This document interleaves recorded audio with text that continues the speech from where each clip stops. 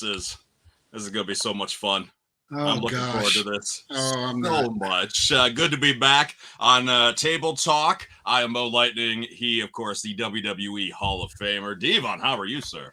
I'm doing okay, man. I'm doing okay. Of course, I give updates every week because of what happened with my back. I'm doing great. I'm not going into full details, but I'm walking without the brace. I'm walking without the cane, and I'm walking out the walker. So I'm doing good. Excellent. That is outstanding. No Lindsay for the time being. She's taking a little bit of a hiatus from things, but Yes.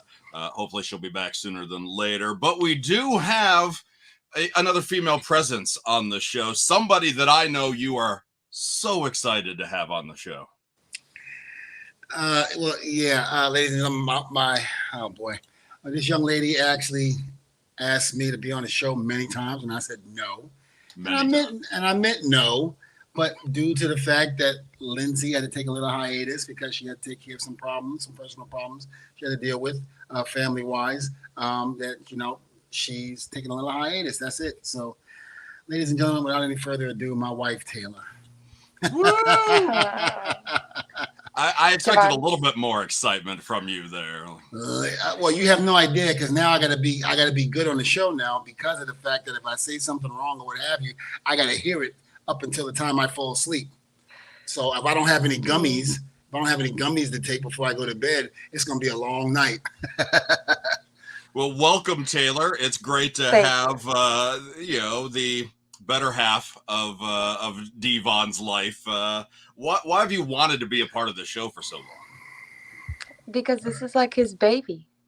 So, I got to be a part of it too. No, she's already, no, that is not the reason why. One of the reasons why is because she wants to try to get her own guests on the show. Number one. Yeah. Hold on. Number one, Tiger King, Carol Baskin. Okay. Carol Baskin. No, it's not. And 90 Day Fiance. Now, here's the deal. Yep. Ladies and gentlemen, for you guys out there, if you watch 90 Day Fiance or anything like that, if you even watch Tiger King or Carol Baskin, let us know if those are the people that you want to see. And if you don't want to see, we won't have them on there, definitely. So you let us know. You're the viewers. You pay to see this stuff. Well, not actually pay, but you get on here and see us every week. So you let us know if that's what you want to see. It would be something. Everybody likes Carol. But that's neither here nor there. I actually think Carol Baskin would be a fun guest. Yeah. Thank you. Whoa. She killed her husband for crying out loud. Okay, if she comes on the show, do not say that. Or say that. Or say that. Don't exactly. Say that. You say that, Devon, not the rest of us. I'll say that. Okay. So where'd you hack your husband at? Where'd you put the body? Inquiring minds want to know. Journalism that we call Table Talk. With that said, how about we welcome our next guest onto the show? She has been all over the map. She, of course, has helped with WWE. She's helped with TNA, AEW, I believe. Maybe you know her as Dark Angel. Maybe you know her as Sarita. But today we know her as the one and only Sarah Stock. Sarah, welcome. Sarah, welcome to the show. Hi. Thanks for having me, guys. Oh man, I tell you what, it feels a little awkward for me because usually having one woman on the show, but now we got two, so now it feels equul. I don't like this. I don't like this at all, Mo. Because next thing you know, one of us is going to be gone, and then the show's going to be run by women. That's not going to be good. It's that estrogen overload, Devon. You got to watch out. I already got that in my house already. I've been outnumbered. The boys moved out, and the girls came in. The girls are nuts. Sarah, where are you at right now? I know that you were concerned about background noise and people crashing.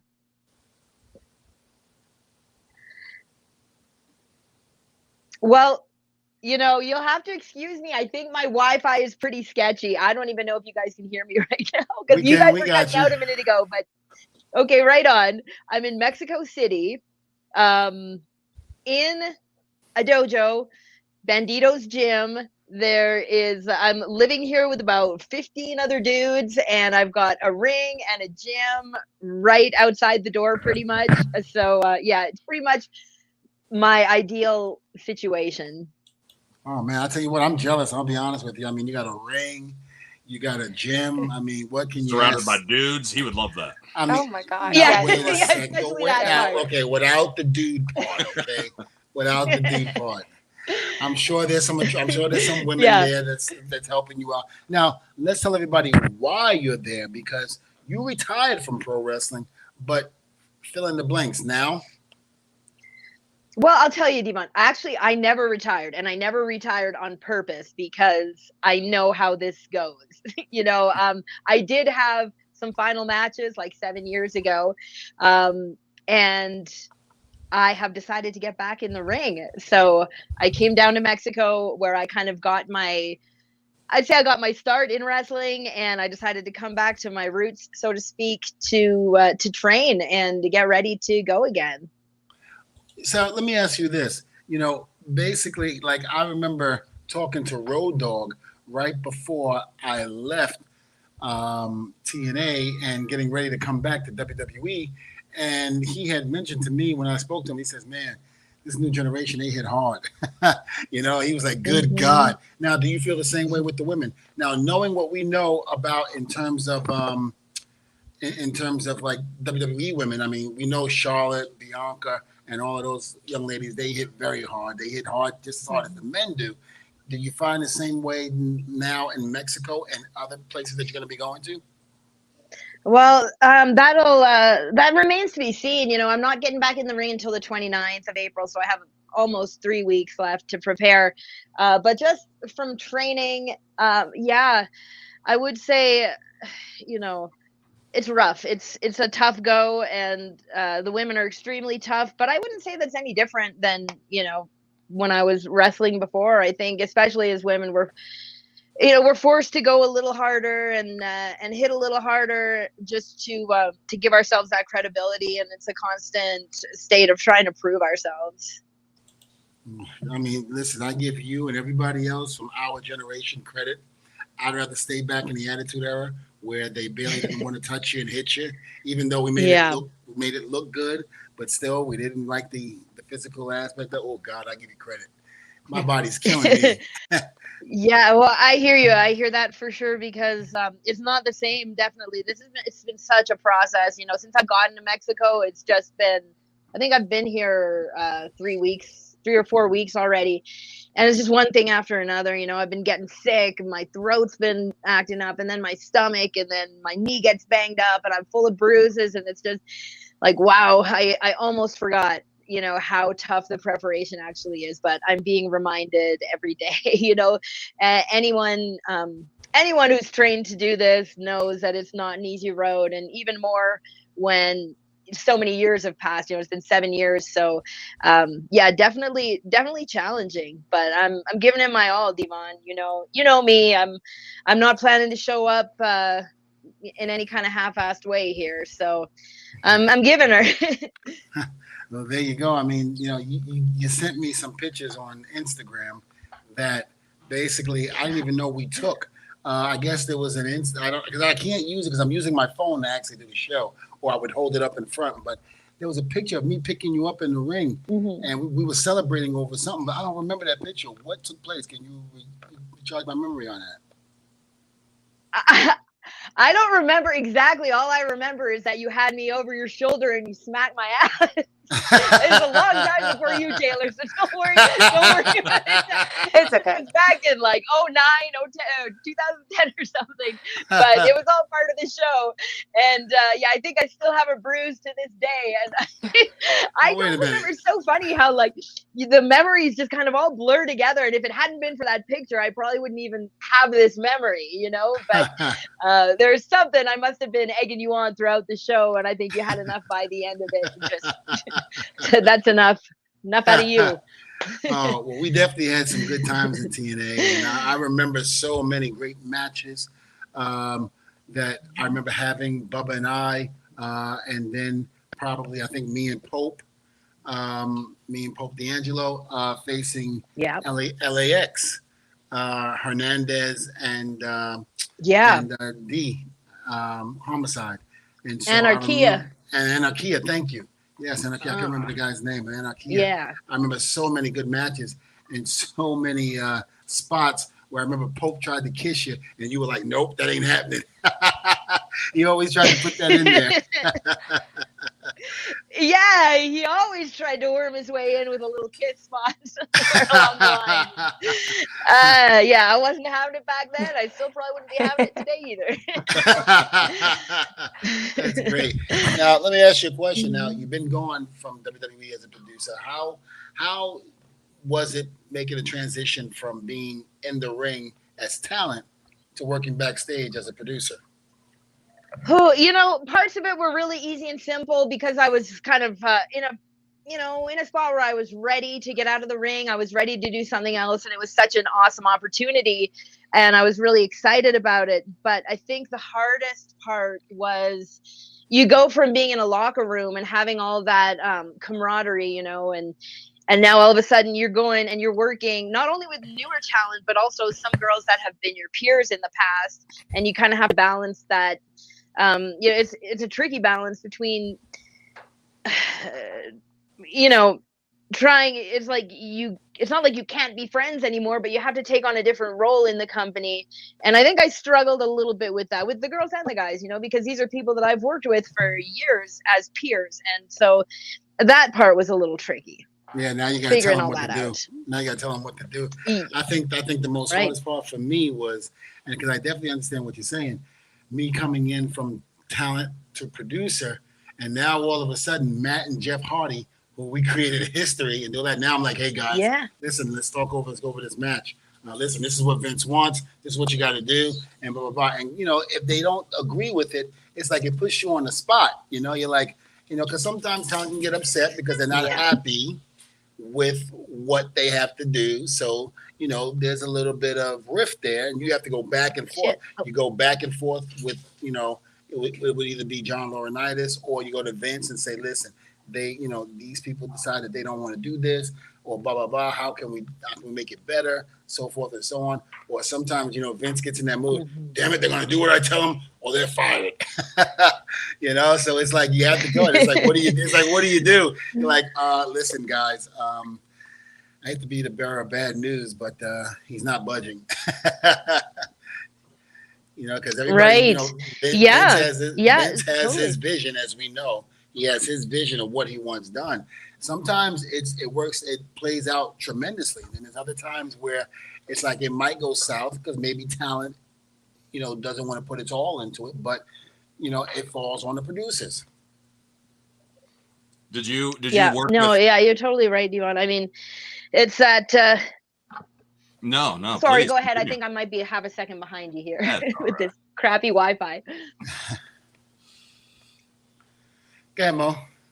No, I was just gonna say, how was it working with the gang of NXT? You always hear as a fan from the outside that they were easier to work with than maybe Devon's staff on Raw or SmackDown. How was the experience?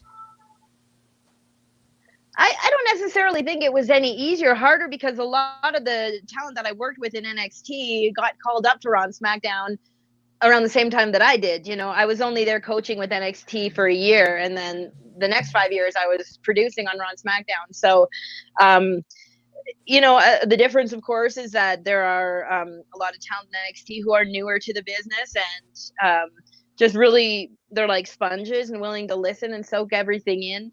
But that doesn't mean they stop learning when they're on Raw and SmackDown. And I think for me, the experience at NXT was so great because I lived 5 minutes from the Performance Center. So I would go there every day. I'd bring my meals for the day. I'd stay there I'd go there early, train. I'd go and teach a class and then hang out and maybe watch one of Norman's classes or sit in with Terry Taylor as he's, watching some videos with people. And it was like a huge learning experience for me too. So my time in NXT was super valuable. And I think I just took a lot of those lessons to Raw and SmackDown with me. I used to always say I was very envious of you, and I think Adam as well, because you guys started off in NXT, and meanwhile, I go from talent, they throw me right to the wolves. I went right to the main roster. There was no eating into it. I went right to it. So that's a good point. We at least, we had I got to have experience writing weekly reports and writing reports about live events and just, using the computer system that they would eventually use, that the producers would use on Raw and SmackDown. I got to get my feet wet with all of that kind of stuff. So yeah, Devon, I think that definitely helped me adjust, having those experiences before I went to Raw and SmackDown. Wow. Taylor, is there any times that you feel like you could be an agent? I'm sure you hear all the stories. Could you just step in and help out? No. Devon tells me every day. He tells me all the time that I wouldn't last a day. I'd come home crying. If Taylor was ever in a producer's meeting, or if she was ever on headset, she would need instant therapy. I guarantee you. It would be worse than Dr. Phil. I promise you. People don't realize how hard it is, as a producer, working, for the company. And that's just because, they demand perfection. It's a number one product out there. It's the WWE, it's the Babe Ruth of pro wrestling, so everybody basically, has to be on point, and you can't slip. You can't afford to slip, especially when you're on live TV. It happens, but you can't afford it. And, you make the best of it. And if you do slip, if something does go wrong, then you better do your best to cover it up. Oh no, I think or at least not make the same mistake twice if possible. I think that's the important thing too. We're all gonna mess up at some point, but try not to mess up consistently at least. Yeah, you don't want to do that. You don't want to do that at all. Now you seem like you're headstrong, you're smart, you know what you're doing. But I have to ask, now that you've been in the producer's role, you're coming back, quote unquote out of retirement, even though you never retired. Are you going to see any difficulties? Could you imagine any difficulties of a match being laid out possibly, and then you're like, no, I'm a producer, I know what to do? No way. I respect my peers way too much to try to pull anything like that. And I know that at least the girls that I know I'm going to be working in the near future are very capable and have their own style. And I'm, it's a bit of a relief to just step back into that role again of enjoying being out in front of the people again. And I'll do my thing, they'll do their thing. You know what I mean? We each individually know what we're doing, and I think we all respect each other enough to just keep it professional. That's awesome. So what is the goal then? Are you looking just to compete in the ring? Are you looking to get back into one of the quote unquote pros? I mean, what's the goal? It's so interesting because I have no idea. I really I got this opportunity here in Mexico, and I just committed to 3 matches, and that's it. And so I decided to give her for the next however long I had there, maybe like 8 weeks in a good solid preparation, do these 3 matches, and then see how I feel after that. If my body still feels good, if mentally it's doing me good to be back in the ring, then for sure I'll keep going with it for a while. But that's kind of the beauty of it, is it's just a big adventure right now, and as life tends to be, and as it always has been in my case. And I don't like making too many plans. I'm pretty spontaneous and like to do things as they come and, reevaluate, see how I feel. It would be great if everything went well and I'm feeling good and I could have a little second phase to my career, even if it's for 6 months or a year or two, and just really kind of finish off on a strong note like I want to, with some more maturity, more wisdom, more knowledge, and then see where things go from there. But there's just so many factors right now. It just depends a lot on how I'm feeling, both emotionally and physically and mentally and all of that. Well, that's good. I mean, I remember, again, you were in WWE, you're a producer, and there was a couple of times with Oscar in the ring, going over, the plans for the night, things like that. You would actually get in there and do roles and things like that with them to show them how to get into different things. And I said, look at Sarah. I said, I think Sarah's going to make a comeback. And sure enough, look at what's happening. Oh wow, you called it. Oh, I called it. I called it. I said, Yeah. Yeah. because when it's one thing when you leave the business for a while, and that's from a talent standpoint. I mean, you can be a producer and all that. That's great, but when you leave it from a talent standpoint, sometimes you get that itch to come back, and you want to come back. You know, and sometimes you lose the confidence that you used to have when you used to go in there, and then it only takes one thing to get it right back again. One good match to get it right back, and then you're right back on the bike again, and you're riding that bike all the way to the finish line again. Yeah, yeah, totally. Yes, yeah. And you're right. I tried for most of my time as a producer to stay somewhat in shape and somewhat able to get into the ring and be able to demonstrate, like you said. And of course, when you're in there and something, you go to put on a hold or something, and it's so easy and it feels so good and you feel like such a badass. And of course, like, oh man, I do miss this. It had just been made so clear to me from the beginning that my role in WWE is not as a wrestler. I was there to work backstage, to help coach, and then to produce, and they made sure I was ready to take that leap, and I definitely was at the time. But life is funny, and things always tend to work out for the best. And that now I'm here, having the time of my life. Who would have thought? Who would have thought that I'd be back in Mexico for one, living at a gym for another? Just completely immersed in it again. But man, it's just so great how life works out, and I'm the happiest that I've been in years at this very moment. I feel so fulfilled. I've got an objective. I'm working towards goals. It just feels amazing. That's good. That's really good. That is outstanding. Yeah. It really is. It really Thank is. you. Thank you. I mean, we wish you nothing but the best of luck and huge success. Yeah. Stay safe and continue to do what you're doing. Thank like I you. said, as far as I'm concerned, you got knocked off the bike, you're going to get back on the bike, and as if you never got off the bike in the first place. That's what I love about this business. Sometimes when you've had success in your career in the beginning, you'll continue to have success as you move on. So nothing but success, and nothing but joy for you moving forward. And I'm really proud of you as my little sister. She was my little sister back in when she was a producer in WWE. Always producer. I remember there were times where we would have a rough day because maybe a match didn't work out right, and she would say to me all the time, "D, you want to go have that drink?" I'm like, "Yes." Let me drop off my bags in the room, and I'll meet you downstairs. It would be me, her, Fit Finley, Adam Pierce, Jamie Noble. I mean, we would all be down there and have a couple of drinks and all of that. Taylor be calling me, "How come you're not answering your phone?" I'm downstairs having a drink. I'm having a drink with everybody. Leave me alone. Just.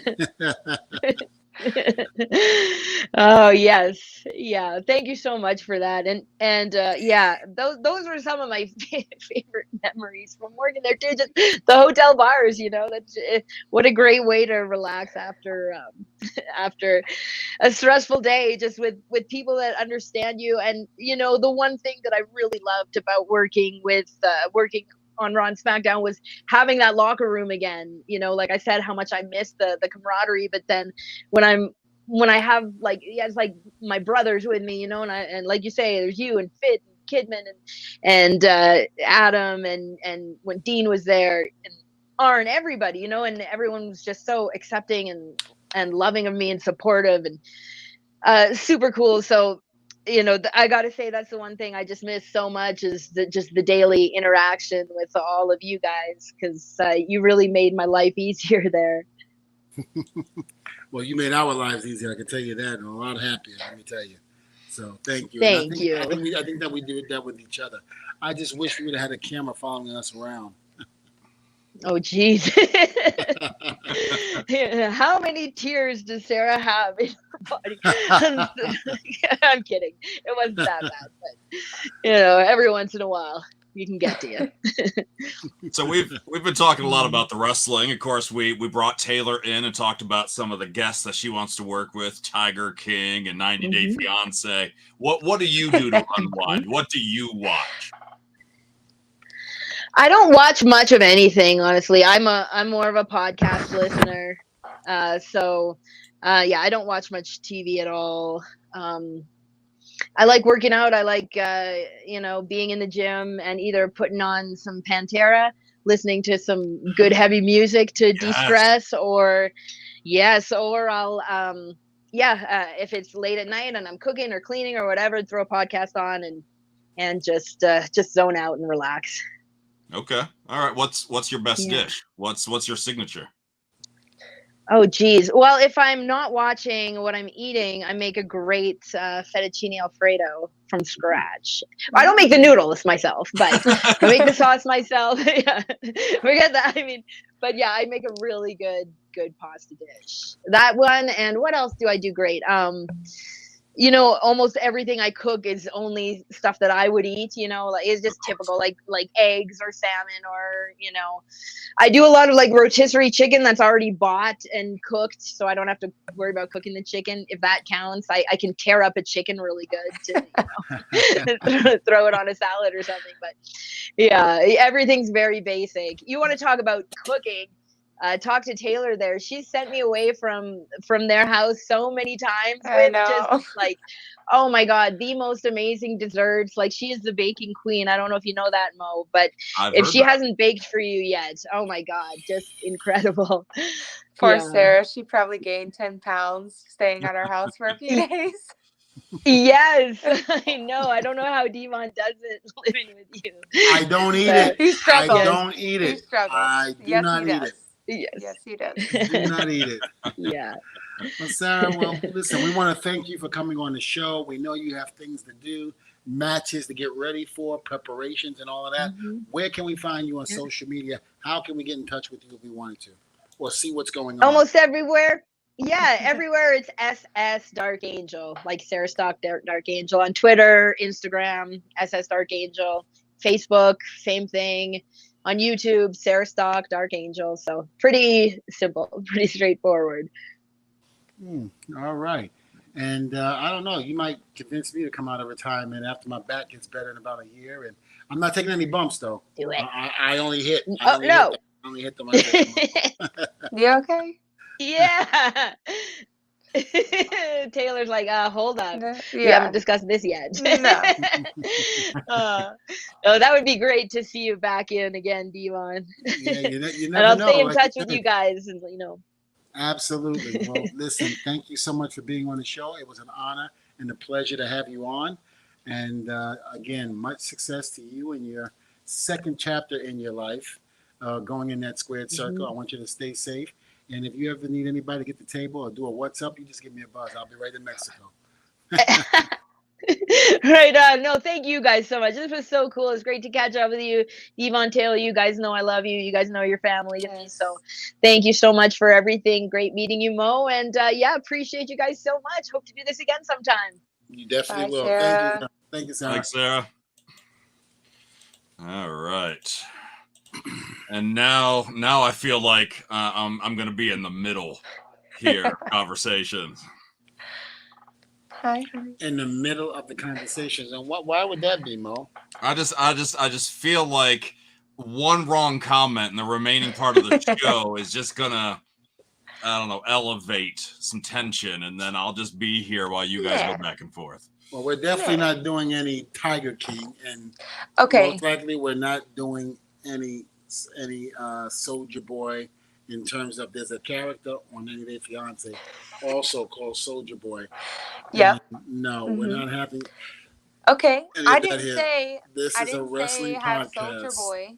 This is a wrestling but you have. Hold on. You've had other guests that are not wrestlers. That are meaningful and guests that I say okay to. Okay, reality TV show stars. Suck. Okay, you like 90 Day Fiance, Devon. I tolerate it because it stops. I stop an argument on the TV. Oh, yeah. And by the time I'm done with my gummies, I'll watch anything. I'll watch my dog jump over the bed a couple of times and find that entertaining. Wow. Okay, for real, 90 Day Fiance. Can happen. Yeah, we could probably get one of those stars, probably. Yeah. Yes. One of them, actually, her name is Paola. She's in the indie circuit. She's not on 90 Day Fiance anymore, and now she's an indies wrestler. And she actually wrestles over here. Even more reasons why not to get anybody on the show. I mean, we are always looking for more talent, though. So, see, yeah, I feel like Mo's kind of on my side. That's okay. I'm all about the guests and the entertainment on the show. See, that's that's what I'm looking at. Listen, who I'm looking at getting huge guests. I'm looking at getting guests like, like that. We have previously announced, we don't have a day and time yet, but we have previously announced the comedian known as Fluffy. Yes, Fluffy will be on. It will be after May 7th. Okay. He has his after May 7th. Dodger Stadium on May 7th. Right. He has a big show coming up on May 7th. And we talked today, and he says he can't wait to do the show and be on it and, tell some jokes. So we're going to have a good time with Fluffy. We went to his show and had a very, very good time. Very entertaining. From the opening comedian down to the main event, which was Fluffy, was excellent. So if Fluffy's ever coming to a town near you, you need to go check him out. It's hilarious. You'll have a good time, I promise. He kind of, once he put on the Dudley glasses, he did kind of look like Bubba a little bit. Yeah, well, Bubba, last time I saw Bubba was a few months back, and I was like, wow, Bubba, you kind of looking like me now with the, the receding hairline, and he's kind of getting a little bald there. So, listen, everybody's got to come to the truth one time. If you're going bald, just shave it. Don't have the big bald spot in the back of your head like your grandfather or your father used to have back in the 70s. Just shave it off. Just shave it. I was watching a basketball game with the Lakers, and LeBron was playing. And I happened to see LeBron up there, and he's got that big circle in his hair. Good God. It was like, just shave it. That's what happens when you play for a bad team. Yeah. There's a guy on 90 Day Fiance. His name's Gino. He's bald, but he's got this patch of hair right in the back of his head. He refuses to take his hat off, but it looks like he's got hair from the back because of his hat, but he's bald all over. But that's the Hulk Hogan look. Put the bandana on and just let the hair look luscious. Mm-hmm. There you go. I get that. Now, this is your favorite guy there, Devon. Byron said, if you get a chance, Mo, can you grab a pic that Bubba posted on Twitter about 50 minutes ago? And I'd actually seen this picture all day. And I'm like, okay, that's a good idea. Let's go ahead and pull this up. Oh, my God. It was actually a 90s wrestling account that pulled this up. Look at Bubba's pants and look at your fanny pack. Oh, my God. The Rock took a picture like that and it went viral. I don't think this is going to go viral, but good God. Yeah, we were in Japan when we took that picture. Okay. I remember it was freezing that day. Bubba had the Zumba pants, if you want to call them that, with the big, sweatshirt and the boots and the swap boots and all that. That was the style back then, so you couldn't tell me nothing back then. I thought I was styling. Was that the look that made you fall in love with him, Taylor? Well, I mean, he does still like fanny packs, so. Yeah. Oh, I sport a fanny pack because here's the deal. The day I stopped using a fanny pack, my wallet was gone, my keys were gone, my phone was gone. I got my fanny pack back and forget it. I was back in the business again. I kept all my stuff together. I didn't have to worry about losing anything. I know they were trying to bring him back like last summer. I don't know if it was successful or not, though. Probably not if I have to ask about it. Well, let me put it this way. I went and got a Coach fanny pack. Oh. Yeah, he went and got me a Coach purse and then walks up with his Coach fanny pack. Why not? She can't be the only one enjoying Christmas. Did he at least pick well? Did he choose well with the Coach purse? Well, I mean, yeah. Oh, yeah, always. Watch your tongue. Watch your tongue. Watch it. Your grandmother, if she's watching, she'll get you a bag this year. Oh, will she now? Oh, she will. Okay. She will. My grandmother, the first ever Coach purse that Devon ever bought me, my grandmother has been wanting me to give it to her for years. And Devon's like, yeah, she can have it. Give it to her. Give it to her. I'm like, no, it's my first bag from you. I want to keep it. And give it to her. Give it to her. We're going to buy her own. Okay. Well, that makes sense. That makes sense. Every woman should probably be spoiled with that at some point in her life, absolutely. Right? Grandma's getting a Coach bag this year. Okay. All right. She better be watching. So we've heard this story from Devon in the past, but Taylor, since we got you here, I kind of want to rewind a little bit. And how did you guys meet? And how was dating, Devon? It was excellent. It brought joy. It brought joy to her heart. Yeah. I mean, she was skipping on rose petals and everything. I mean, she basically was in cloud 9. Wow. I was. I mean, think about it. I mean, it's me, for crying out loud. Come on. Oh. Shut up, Byron. He doesn't even have to say anything. That's great. All right, Taylor, I can mute him if need be. Yeah. Anyway, dating was nice. You know, we met actually at a restaurant. He was wrestling in TNA, but I had no idea who he was. Hi, you're muted. You know, I really didn't know who he was at the time. I didn't know he had a whole career in WWE, any of that.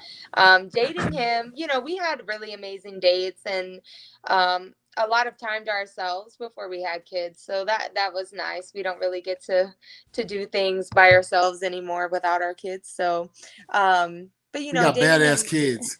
Yeah, we do. We got baby's kids. Send help. Send help. We heard about the destruction before the show. Yes. Yeah, yes. But you know, dating was nice. We got to travel a lot. I got to travel with him different spots in WWE and all of that. So that was really nice. But you know, now we have kids, so not so nice anymore.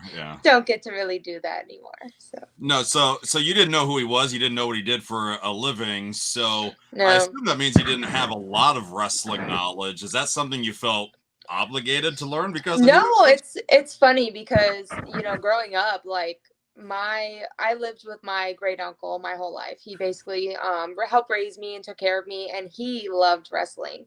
You know, he was always getting the pay-per-views on Sundays, always watching Raw on Mondays and SmackDown. One question: he knew who I was.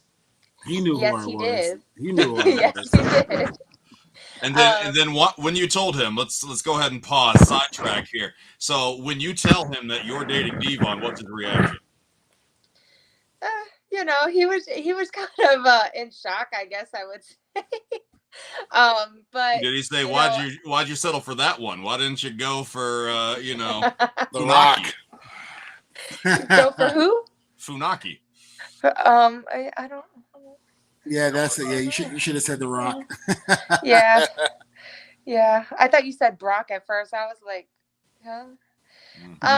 No. I don't think I'd wish that. But you know, I would have conversations with Devon, and he's like, well, how did you see, you know, so and so, and you didn't see me? And I'm like, no, I never saw him wrestle and stuff before. Like, I knew him or I met him. I didn't realize, you know, who he was. I probably saw him in passing, but never really paid attention. You didn't leave an impression, well, you know, it damn didn't matter. Dudley. Millions of fans out there, you know, love the Dudley boys. To the millions watching at home. You know. All right. Yeah, he tells a story about when you guys met at the restaurant and how you went up and you weren't going to take any of his crap, taking any of his BS. Because like he would have a move to brush off fans or something. What was that? Like he had a move that he would do that would like brush off the fans or something. He'd be like, Devon's always, he's not a very approachable person, you know? So even when he's at a restaurant and eating and stuff like that, and somebody comes up and he's like, if there's food in front of him, he's like, I'm eating. Can I help you? I mean, in all fairness, though, I learned that mistake 20 years ago. That I approached a rock band while they were trying to eat lunch, but like between sets, and they were pissed off, and I didn't understand why. Now I get it. So I think you have every right to be upset if somebody walks up to you while you're eating. Listen, when you got that big, and they got that good sandwich or that good steak, and you're eating it, and you want it to salivate in your mouth, and you just want to taste all the seasonings and all that, you don't want to stop to talk and sign autographs, because you just don't stop and talk and sign autographs. You talk about your career, you talk about this one, that one, how's wrestling this one, how's wrestling that one. Dude, I signed the autograph. I took the picture with you. Now go. Let me finish eating. But then what goes through your mind when you have an attractive young lady such as you are now wife approaching you while you're trying to eat? Well, it was like I kind of took on Bubba's mentality when he was in the ring. Like, what do you want? Like a lot of times I gotta say I was a jerk.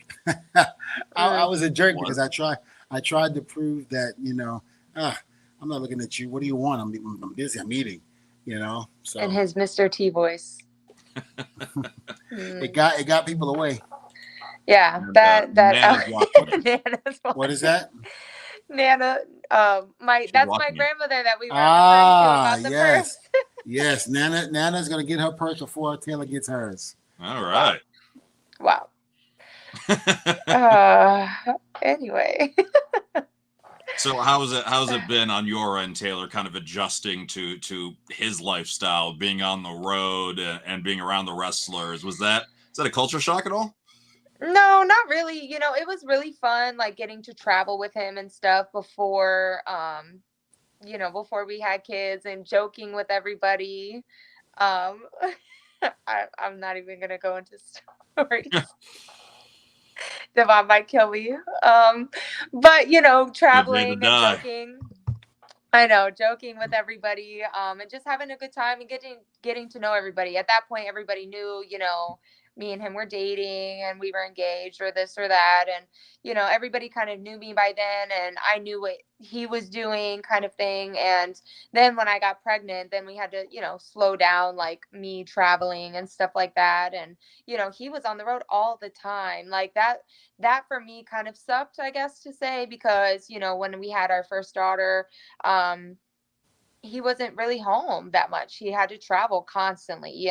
He would leave on a Friday and not come home till Wednesday, and then have to leave again on that Friday. So he was only some home. Like ugly kid Joe Cats in the cradle situation, right? Yeah, pretty much. Father. Cats in the cradle and a silver spoon. But, other than that, no, I never really minded him being on the road. Going on the road with him was fun. After our daughter was born, we traveled with her a few times. So she got to see New York, Jersey. She went to, where else did she go? Texas, I think she went to. Texas, Carolina, Tennessee. She went basically a lot of places. She went everywhere, So that she did more really traveling fun. as a kid than most people do in their lifetime. Yes. Yeah, pretty much. And then we had our second daughter, and pretty much that was hard because the pandemic hit. So everybody was on lockdown. So she didn't get the opportunity to go out there and to enjoy the road life like my first daughter, Talia, did. You know, but I'm sure she'll make up for it as time goes on. Talia is such a people's person now. She loves being around people. She loves traveling and going places. And Amaya just likes to be at home and be by herself and be away from people, which I feel like she's like that because of the pandemic, because she didn't get to go out there and see things like Talia did, so.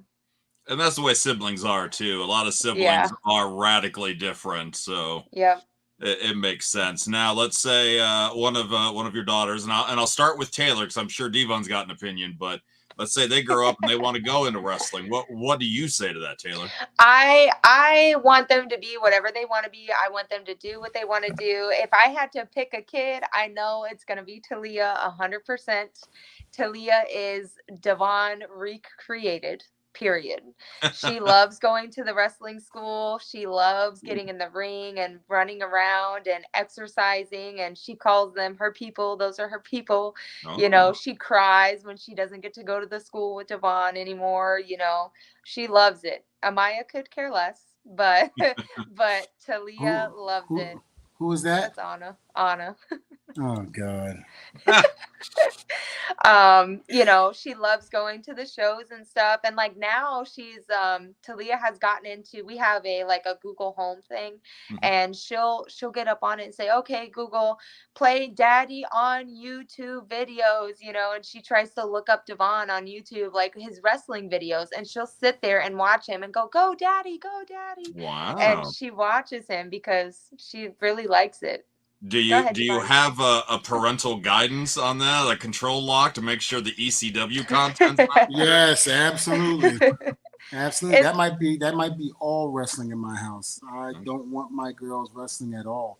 And I look at it, got girls like Bianca Belair. You have women like Natty, Charlotte, and the list goes on and on with the women in WWE. I'm sure they got stories to tell, but those women are what I consider probably one of the great females of the business. How they carry themselves, how people respect them, and things like that. In the wrestling business, it's very hard for women to get the respect that they deserve, especially when they're trying to make it in one of the biggest federations. And it's very hard, with guys always either trying to date them, guys always trying to take advantage of them, things like that. So that's one of my biggest fears, because I would really hate to have to put somebody's ass to a table really bad. I mean, I really would. My daughter comes home and says, "Daddy, I met somebody just like you. Get my gun. Get my gun." In all fairness, if she should want to continue on with her pro wrestling interest, hopefully by the time she's old enough to be able to get into it, hopefully a lot of this trend has changed with a lot more women getting the respect, TV time, so on and so forth. Well, and like I like to say this, in terms of, like I said, Bianca Belair, Natalia, even Tamina, Slicker's daughter. Mm-hmm. The list goes on and on. I mentioned Charlotte, and if anybody's been omitted, I'm sorry, but it's just one of those things. Lacey. I mean, they are very, very respected, in this business, And you weren't on the show last week. It was me and Lindsay, but I couldn't stop putting over Bianca Belair and Becky, their match at WrestleMania. I loved it. I loved it tremendously. It was probably one of the greatest storytelling matches I think I'd ever seen for a woman, that is. And because the women don't really get the respect that they should get. And they're just as talented as the men are, So kudos to, kudos to Bianca and Becky for the excellent match they put on, and even Ronda Rousey and Charlotte. I think Ronda came a long way from the first time she stepped foot in the ring, not really knowing, pro wrestling like all the other women, but really gravitating to it, practicing, wanting to be just like, the rest of them. And I think she's shown it at WrestleMania. I think WrestleMania from top to bottom was a phenomenal card. And both nights, incredible. Over 70,000 fans. That's incredible. Back to back. Vince McMahon, my hat is off to you. I don't want to take it off fully. I don't want nobody to see my bald head. Right. Yeah. we can't have that. No. You just got to get a patch in the back. I said that at my Hall of Fame. I said I always wanted to be like Hulk Hogan, I wanted to look like Hogan. I wanted to try to make my hair look like Hogan. And back when I was little, I didn't understand why me and Hogan didn't have the same type of hair. But as time went on and as my career went on, I realized that eventually down the line, me and Hogan would have the same hairdo as we got older. So and the same tan, right? And the same tan. But I think he's a little darker than me. I could see that. Now, would you want all of his marketing opportunities, like the Hulk Hogan chicken sandwiches, the Hulk Hogan grill? I mean, he's had a lot of those. Listen, I'm gonna tell you what. Whatever opportunity that Devon Dudley gets to have his name on, I'm gonna take it, because there's no telling what could have happened if he would have taken that George Foreman grill. I mean, that was incredible. I didn't realize he passed that up. And George Foreman came in, swept it in, and took it. Yeah. What's going on with the lighting over there? Like you got like a UFO? Sorry. What's going on? No, it's not my fault. It's like a lighting mirror, and it has a timer. So if it stays, so it doesn't like overheat. So it keeps shutting off. My bad. I keep turning it on. What was the last thing you put up with the question? So Keith said maybe you should sponsor poker tables. Hell, I would love to. Hey, Steve, I'll tell you what. If you got somebody that wants to put Devon Dudley's name on a poker table, please let me know. Please let me know. Now, is there anybody you are excited to watch, Taylor? Like when he throws WrestleMania on, is there somebody that you, regardless of his opinion, get into? This year, I was actually really excited to see the Bobby Lashley match. Was it Bobby Lashley, right? With the guy? What's the guy's name? Devon? Oh, yes, him. Because I don't really watch it like that, Right. So when I was watching the the pre-show and stuff like that, and it's showing you all the matches that are going down. I was actually really interested to see who was going to win that match, and I was shocked that that he didn't win, that Bobby won. So yeah. That was it though. That was the only one that I was like, yeah, I really want to see it, because I'm used to just being one day, and that's it. And now it's like 2 days, and it's double, literally. It's like 2 WrestleManias instead of one. So if you don't follow it and you're not like, when my uncle and stuff was alive, like we used to do WrestleMania parties, and like everybody would just come over and we'd have a bunch of food, and everybody would like eat and hang out, and just enjoy WrestleMania. It was the biggest thing, the biggest wrestling thing of the year. I had those for Mania and the Royal Rumble every single year. I had to do the Rumble, but did you either of you, and I know you did, Devon, but the Jackass one, Johnny Knoxville and Sami Zayn, I had me laughing the whole time. That had me laughing the whole time, exactly. And I thought it was very well done. I thought it really was. I thought Johnny Knoxville did an excellent job. I thought the supporting cast that came out to root on Johnny, I thought they did a great job. So many. I think there were 2 matches. I think that was one, and probably the one with Vince that he was in. Oh, Vince versus McAfee. Right, McAfee and the young kid, Austin. Austin Aries. Theory. Austin Every Theory. time. I always say that. I even said that Every to time. him, and he was like, Devon, he's a little shorter than I am. I said, he's a lot shorter than you. He did it the other day, and I was like, what? Yeah, but I looked at, because I say this because, I don't think people realize that, that they probably were going to put on a good show at, what they did. I thought they did excellent before Austin came out and before Vince got in the ring. I thought he did great. I thought they both did great. I thought Pat did a tremendous job. I'm very proud of Austin. I remember when Austin first came in, and Austin would ask me for advice and, and things like that. And I had a few of his matches, so I was able to produce him and help him out a lot. So I was very happy to see both of those guys get over the way they did at WrestleMania. And, I guess you got to say this, but, when Austin came out and did his thing, it brought me back to the Attitude Era. And I think it brought a lot of people back to the Attitude Era, when he came out to right the wrong of the villain. And then, of course, to pay back Mr. McMahon. But I think it was business as usual the way Mr. McMahon took that stunner. Because if you remember, he took the stunner the same way he did the first time he had ever taken it. But you know what? A lot of people don't realize that if you've never taken the stunner before, sometimes you don't know how to bump on that. So, but once you take it the first time, you usually get the hang of how to do it, and how to make it really look great. But the first thing, you don't go down to your knees with Austin. That's one. You just bend your torso down. But it was great to see Vince do that. Man. So if I was talent today in WWE, and if I messed up a move and Vince said, hey, come here, let me speak to you. Why did you mess up that move? Well, why did you mess up the stunner? That'll follow Vince for a long, long time. I think watching one of the YouTube videos, or I think it was Instagram, with Mick Foley, I think his son was filming him watching it, and he was just hysterical. He was crying. He was laughing so hard he was crying. I thought that was great. Does Devon, or has he tried to do the moves on you or whatnot? No. I mean, maybe back in the day, I don't really know, but no, he don't mess with me. I beat him up. I could see that. Now, talking about women in the industry and whatnot, and guys hitting on them, dating them. Did you have any encounters with any of his co-wrestlers before they knew you guys were dating? No, I didn't have any. Wait, hold on. For me to have encounters, or for him to have encounters? No, but I mean, see, he doesn't want to hear this. Apparently, I know. Where'd he go? What happened? Probably just lost signal or something. But no, more like.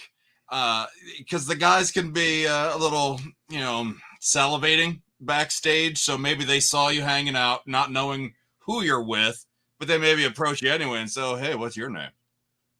You know, I mean, me and Xavier were friends for a minute, you know, and that kind of turned into a joke because when Here we he go. I'm back. realized, oh hey,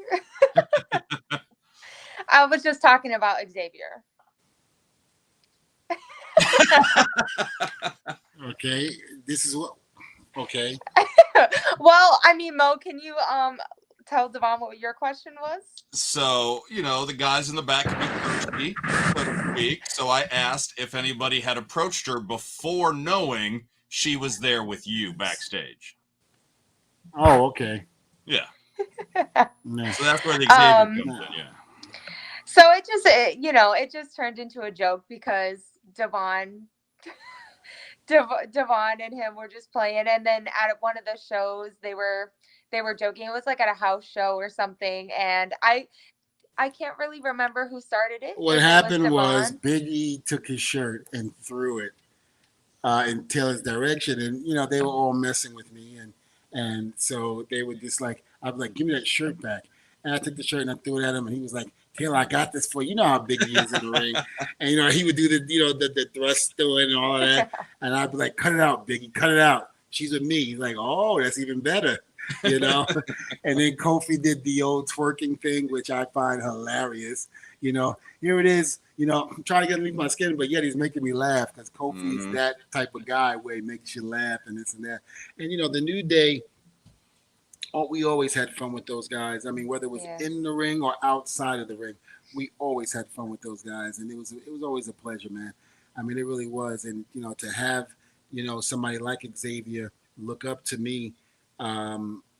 Growing up as a kid in wrestling, and then to actually be in the ring with me to hear him tell the story is truly amazing. I mean, he was on Table Talk and told the story how he was at an ECW event, Cobb County, Georgia, and one of Just up the road from me right now, and one of the pay-per-views, and Bubba was in rare form, and he was there with his friend's mom and his friend. And Bubba just ripped her apart, and she was ready to jump the railing to come after Bubba. And of course, the security was there to stop him and everything like that. But it was truly something to remember. If you ever go back and watch that ECW event, you see Xavier sitting right in the front row, and then some 20 years later, for him to actually be in the ring with me, side by side, whether it's be against me or with me, it's truly an event. I mean, I think that's anybody like me, watching Hulk Hogan, idolizing Hogan as a child, and then all of a sudden sharing the same locker room with him and, breaking bread with him. I mean, it's something that, it's amazing, to be able to do that. It's your childhood dream. Absolutely. What was your childhood dream, Taylor? Me. Other than him. Was it? Yeah. Was it? When I was younger, I always wanted to be like a doctor, work with kids and stuff. So I kind of pursued like the nursing field, the nursing career and stuff like that, which I did until I had to take leave because I was pregnant and stuff with Talia. So after Talia, then I got, pregnant again with Amaya, so I haven't been back to work since then. But so not Devon a doctor. Devon ruined your dream. Yes, basically. Mo, this woman wants another baby. So really. Okay, well. You do? Yeah. Okay. That look, Baby Factory stops here. I'm telling you right now. That's it. Okay. I mean, I got enough kids. Not unless you're gonna come help me babysit. I would like to have a son. I would like to have a boy. We don't have a son together. But I would enjoy to have a boy. But my two girls are wild. But everybody says that boys are easier.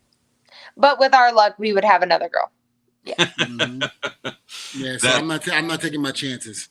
That happened. I'm the middle son of my family. Myself and my older brother are 4 years apart. And then my parents like, okay, we're going to try one more time, see if we can get a girl in the family. And then my little brother was born after that. Dang. 9-year difference between me and my little brother. They were hoping. Didn't work out for them. No.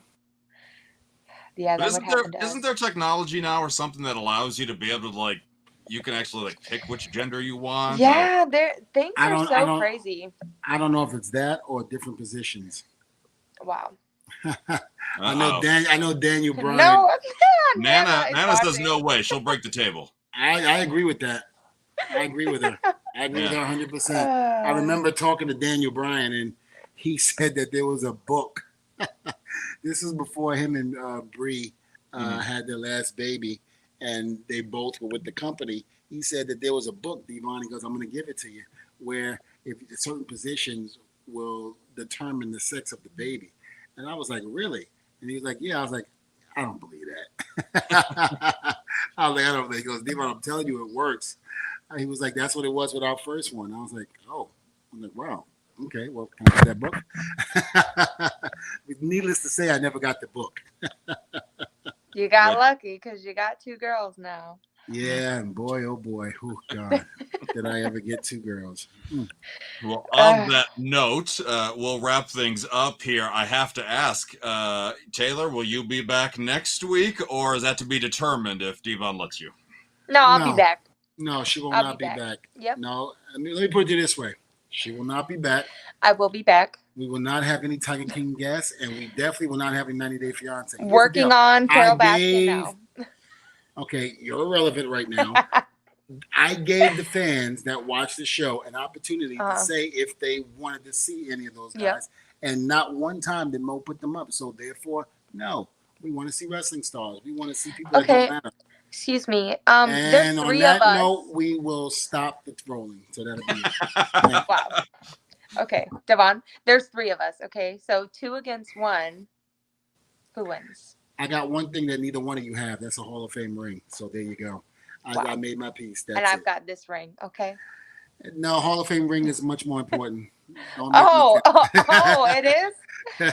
See, I tell you, this is how I get in trouble, Mo. See, this is your fault. I told you I was going to be in the middle. This is your fault. This is your fault. You called it. You wanted her on the show, and this is what happened. Yep. So if I don't wake up tomorrow, you know why.